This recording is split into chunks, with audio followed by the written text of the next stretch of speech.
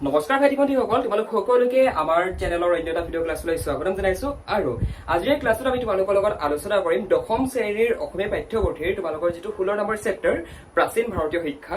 এই পাঠটোৰ পৰা তোমালোকৰ পৰীক্ষাত কেনেকুৱা ধৰণৰ প্ৰশ্ন আহিব, তোমালোকৰ যিখিনি অনুশীলনীৰ চমু প্ৰশ্ন আছে তাৰ ভিতৰত কোনখিনি তোমালোকৰ কমন পৰিব, গোটেইখিনি তোমালোকে আজিৰ এই ক্লাছটোতে পাই যাবা।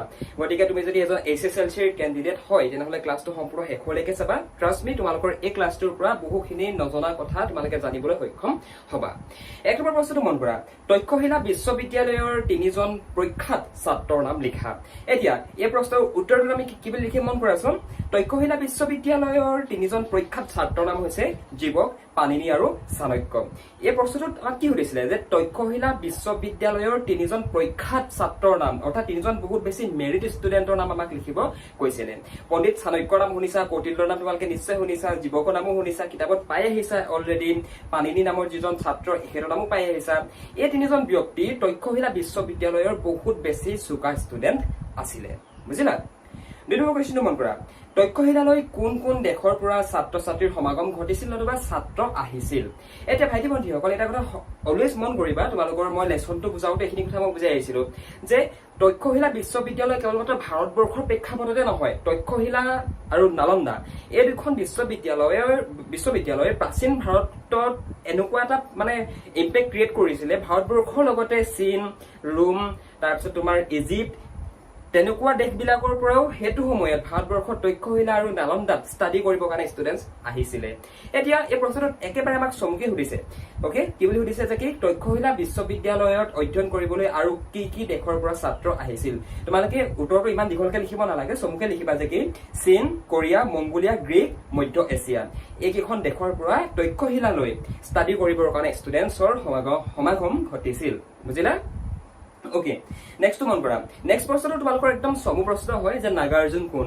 তোমালোকে এই প্ৰশ্নৰ উত্তৰত লিখিবা যে কি নাগাৰ্জুন আছিল শ্ৰীধান্য কটক বিশ্ববিদ্যালয়ৰ এজন শিক্ষক। এতিয়া নাগাৰ্জুন কোন বুলি যদি তোমালোকক চমুকে সোধে ইয়াত মাত্ৰ 1 নম্বৰে আহিব। ইয়াৰ আনচাৰ তোমালোকে লিখিব লাগিব যে কি নাগাৰ্জুন আছিল শ্ৰীধান্য কটক বিশ্ববিদ্যালয়ৰ এজন শিক্ষক, ছাত্ৰ নহয় শিক্ষক হয়, বুজিলা।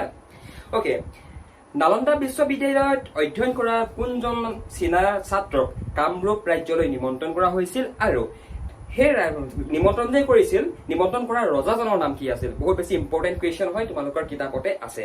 এতিয়া এই প্ৰশ্নৰ উত্তৰটোত আমি কি বুলি লিখিম মন কৰা যে নালন্দা বিশ্ববিদ্যালয়ত অধ্যয়ন কৰা হিউৱেনচাং, এই হিউৱেনচাং নামৰ যিজন ব্যক্তি, এই ব্যক্তিজন মানে সেইটো সময়ত নালন্দা বিশ্ববিদ্যালয়ত ষ্টাডি কৰিবলৈ আহিছিল, ষ্টাডি কৰি আহিছিল। আৰু হিউৱেনচাং আছিল এজন তোমাৰ চীনা পৰ্যটক, বুজি পাইছা নিশ্চয় কথাবিলাক।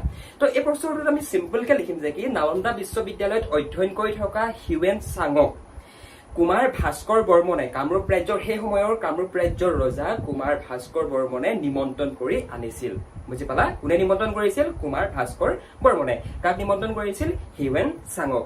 এই হিউৱেনচাং নামৰ যিটো নাম, হিউৱেনচাঙৰ নামটো তোমালোকে মনত ৰখাই থাকিবা, বহুত বেছি পিছলৈও তোমালোকে পাই থাকিবা। যেতিয়া এইচ পঢ়িবা ন, ফাৰ্ষ্ট ইয়েৰ ছেকেণ্ড ইয়েৰ পঢ়িবা, তেতিয়াও তোমালোকে হিউৱেনচাঙৰ নামটো পাবা, হিউৱেনচাঙৰ নাম পাবাই মানে তোমালোকে, বুজি পালা। অকে, নেক্সট কুৱেশ্যনটো মন কৰা। নেক্সট কুৱেশ্যনটো হৈছে উদান্তপুৰী বিশ্ববিদ্যালয়ৰ কি সম্পদ কোনে কেতিয়া ধ্বংস কৰিছিল। One of the most important question হয় গাইজ, যে উদান্তপুৰী বিশ্ববিদ্যালয়ৰ কি সম্পদ কোনে কেতিয়া ধ্বংস কৰিছিল। বহুত বেছি ইম্পৰ্টেণ্ট কুৱেশ্যন হয়। এই প্ৰশ্নৰ উত্তৰত লিখিবা উদান্তপুৰী বিশ্ববিদ্যালয়ত এটা বহুমূলীয়া পুথিভঁৰাল আছিল, লাইব্ৰেৰী আছিল। আৰু সেই লাইব্ৰেৰীটো কি কৈছিল জানানে বাৰু? দ্বাদশ শতিকাৰ শেষৰ ফালে মহম্মদ বিন বখতিয়াৰ নেতৃত্বত যিসকল আমাৰ পাৰ্চী লোক আহিছিল, পাৰ্চীৰ যিসকল সৈন্য আহিছিল, সেই সৈন্যসকলে 1202 খ্ৰীষ্টাব্দত জ্বলাই ধ্বংস কৰি দিছিল, মানে ডিষ্ট্ৰয় কৰি দিছিল। কোনখন বিশ্ববিদ্যালয় কাৰ দিনত কোনবিলাক পণ্ডিতৰ মিলনৰ ক্ষেত্ৰ আছিল বা মিলন ক্ষেত্ৰ আছিল।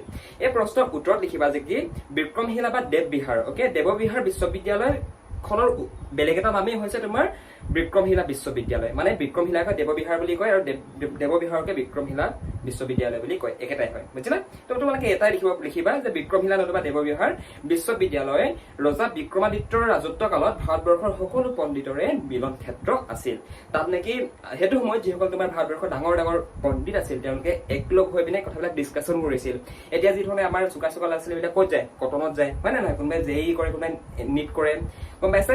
ঠিক তেনেকুৱা ধৰণে এতিয়াতো তোমাৰ IIT যায়, নিশ্চয় গম পাইছা না। সেইটো সময়ত তেনেকুৱা আছিলে মানে বুজি পাইছা সেইটো সময়ত কোনখন ইউনিভাৰ্চিটি আছিল কোনখন বিশ্ববিদ্যালয় আছিল বিক্ৰমশিলা বা দেৱবিহাৰ বিশ্ববিদ্যালয় সেইটো সময়ৰ যিসকল পণ্ডিত আছিল পণ্ডিতসকলৰ মিলন ক্ষেত্ৰ আছিল ভাইটি বন্ধুসকল ক্লাছটোত আগ নবঢ়াৰ আগতে তোমালোকে যদি মেট্ৰিক পৰীক্ষাৰ কাৰণে প্ৰিপাৰেচন চলাই আছা আৰু যদি তোমালোকে পাৰ্চনেল গাইডেন্স বিচৰা অসমীয়া ছাবজেক্টত হওক লাগে বেলেগ ছাবজেক্টত হওক লাগে তেনেহ'লে তোমালোকে আমাৰ ফালৰ পৰা যদি ইচ্ছা কৰা পঢ়িবলৈ পাৰিবা তোমালোকে আমাৰ লগত যদি জইন হৈ লোৱা আমি আহিব কোনখিনি কমন পৰিব তাৰ কুৱেশ্যন আনচাৰবিলাক কেনেকৈ লিখিব লাগিব আমি সকলোখিনি কথা আমি গাইড কৰি দিম ইয়াৰ কাৰণে তোমালোকে এই নাম্বাৰটোত ফোন এটা কৰা নতুবা ডেছক্ৰিপশ্যনত এখন ফৰ্ম আছে ফৰ্মখন ফিল আপ কৰি দিয়া আমি তোমালোকক নিজে যোগাযোগ কৰি নেক্সট কুৱেশ্যনটো মন কৰা নেক্সট কুৱেশ্যনটো হৈছে যে কি প্ৰথম অসমীয়া সনেট কবিতাটোৰ নাম কি আৰু এই কবিতাটো কোনে ৰচনা কৰিছিলে এই প্ৰশ্নৰ উত্তৰ আমি লিখিম যে কি প্ৰথম অসমীয়া যেটো সনেট কবিতা সেই সনেট কবিতাটোৰ নাম হৈছে প্ৰিয়তমাৰ চিঠি আৰু এই যেটো কবিতা এই কবিতাটো ৰচনা কৰিছিলে হেমচন্দ্ৰ গোস্বামী দেৱে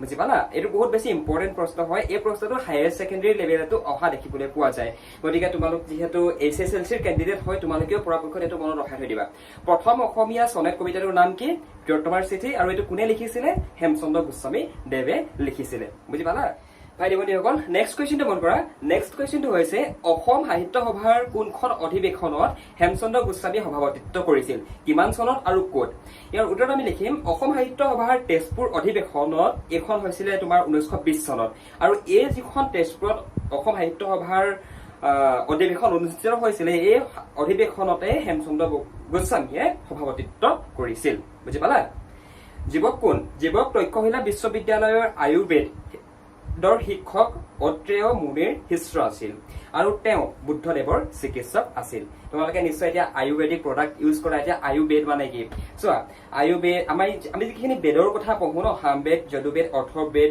ঋগবেদ হয়নে এতিয়া এই বেদবিলাকৰ ভিতৰতো কিছু কিছু বেদ আছে যিবিলাক নেকি তোমাৰ বিভিন্ন ধৰণৰ ক্ষেত্ৰৰ অন্তৰ্গত হয় এতিয়া আয়ুৰ্বেদ বুলি কোৱাৰ লগে লগে য'ত নেকি তোমাৰ আমাৰ বেচিকেলি যিখিনি নেকি চিকিৎসা শাস্ত্ৰৰ অন্তৰ্গত বিষয়বস্তু সেইখিনিয়ে তোমাৰ আয়ুৰ্বেদত মানে ডিসকাশন কৰা হয় বুজি পাইছা পাতি বন্ধুসকল নেক্সটটো মন কৰা নেক্সট কুৱেশ্যনটো হৈছে চাণক্য কোন তেওঁ ৰচনা কৰা বিখ্যাত গ্ৰন্থখনৰ নাম লিখা আৰু তেওঁ কি কি নামেৰে জনা যায় one of the most important প্ৰশ্ন হয় যে চাণক্য কোন চাণক্য আছিল মৌৰ্য বংশীয় ৰজা চন্দ্ৰগুপ্তৰ এজন ব্ৰাহ্মণ মন্ত্ৰী আৰু তেওঁ ৰচনা কৰা বিখ্যাত গ্ৰন্থখনৰ নাম হৈছে অৰ্থশাস্ত্ৰ নতুবা অৰ্থশাস্ত্ৰ এতিয়া অৰ্থশাস্ত্ৰ কোনে লিখিছিলে এটা ইম্পৰ্টেন্ট প্ৰশ্ন ওলাই যায় যে অৰ্থশাস্ত্ৰ কোনে লিখিছিলে অৰ্থশাস্ত্ৰ লিখিছিলে কোনে পণ্ডিত চাণক্য নতুবা পণ্ডিত কৌটিল্যই এতিয়া পণ্ডিত চাণক্যৰ কেইটামান আমাক যে নাম লিখিব কৈছে তেখেতক কৌটিল্য বুলিও জনা যায় মানে কৌটিল্য বুলি কোৱাৰ লগে লগে আমি চাণক্যকে বুজো বুজি পালা আৰু ইয়াৰ লগতে তেওঁ বিষ্ণুগুপ্ত বুলিও জনা যায় ওকে নেক্সট মন কৰা হেমচন্দ্ৰ গোস্বামী ক'ত আৰু কিমান চনত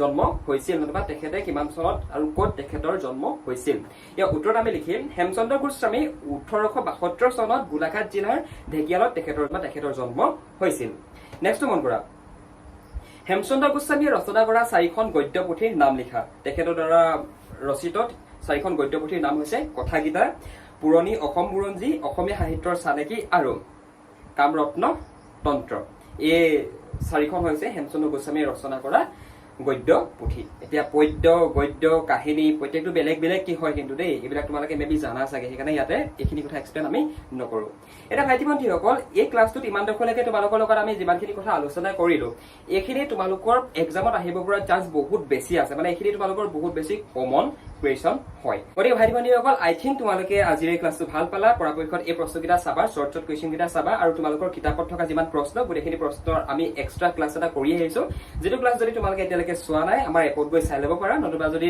কোনোবাই যদি হোৱাটছএপৰ থ্ৰুৱেদি আমাৰ ক্লাছ কৰি আছা তেনেহ'লে এটা মেছেজ কৰি দিবা আমাৰ টিমে তোমালোকক দি দিব thank you so much for ৱাচিং দিছ ভিডিঅ' ক্লাছ যদি কিবা হেল্প লাগে এই যিটো হেল্পলাইন নম্বৰ দেখিছা হেল্পলাইন নম্বৰটোত ফোন কৰিব পাৰা আৰু তোমালোকৰ যিটো টপিকতে ডাউট নাথাকক লাগে আমাৰ লগত ডিসকাশন কৰিব পাৰিবা তাকো পোন পঠিয়াকৈ okay thank you so much for ৱাচিং দিছ ভিডিঅ' ক্লাছ মেট্ৰিক পৰীক্ষাৰ কাৰণে প্ৰিপাৰেচন চলাই আছা আৰু যদি তোমালোকে পাৰ্চনেল গাইডেন্স বিচৰা অসমীয়া ছাবজেক্টত হওক লাগে বেলেগ ছাবজেক্টত হওক লাগে তেনেহ'লে তোমালোকে আমাৰ ফালৰ পৰা যদি ইচ্ছা কৰা পঢ়িবলৈ পাৰিবা তোমালোকে আমাৰ লগত যদি জইন হৈ লোৱা আমি আহিব কোনখিনি কমন পৰিব তাৰ কুৱেশ্যন আনচাৰবিলাক কেনেকৈ লিখিব লাগিব আমি সকলোখিনি কথা আমি গাইড কৰি দিম ইয়াৰ কাৰণে তোমালোকে এই নাম্বাৰটোত ফোন এটা কৰা নতুবা ডেছক্ৰিপশ্যনত এখন ফৰ্ম আছে ফৰ্মখন ফিল আপ কৰি দিয়া আমি তোমালোকক নিজে যোগাযোগ কৰি ল'ম